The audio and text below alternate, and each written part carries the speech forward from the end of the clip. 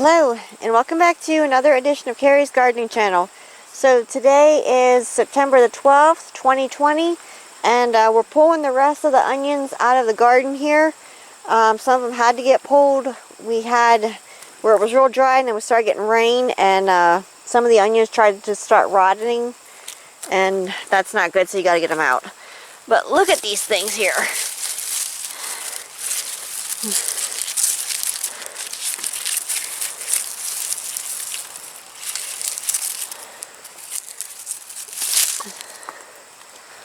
And then we have some more over here. We're trying to find the tags to them. We have to come up with a better labeling system. You can see there's more over here. They were already pulled out of the ground. And these up here were already pulled out. And they're drying. But these things are... got some really nice onions this year.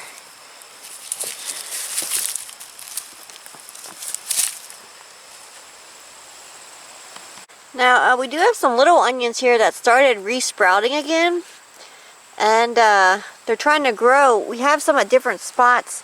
Now, for some of the bigger ones, the Elisa Craigs, they're trying to go bad on us already, which the Elisa Craigs, that's not a storage onion, and it's not a long-keeping onion. You want to use those as soon as you can, and as soon as they're ready, you want to start getting them used up, because they're not going to last for you at all.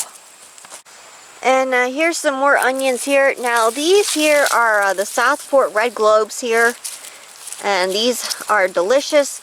They have the beautiful red flesh to them. It's like a reddish purple color, and really hold their flavor well. And it's one of my favorite onions. Now, this does come in a white Southport Globe, which we do have. And then there is a yellow Southport Globe. Now, I don't have that one. I'm still looking for that one. And this here is a Withersfield red onion here. That's what these here are. These hold their flavor really well for cooking and baking, from what I've seen with this variety. So that's one of the reasons why we grow it, so we can cook with it. So these here are the onions that were harvested off here. And there's more over there. And you can see there's more onions over here. Now, these are drying, and what we'll do with them then is we'll cut the tops off of them, and we'll lay them out like on racks to finish drying and curing. Now, one thing you want to do with your onions is you want to get them inside before a freeze, because if you don't, you'll lose your onions. And I have a video on my channel for how we do up our onions here. I'll show you here. So we're just cutting the tops off of these here.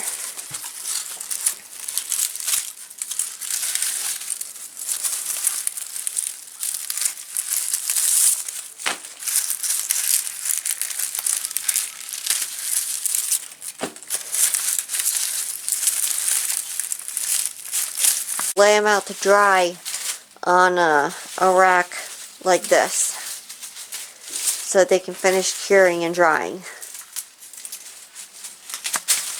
So we got a beautiful onion crop this year.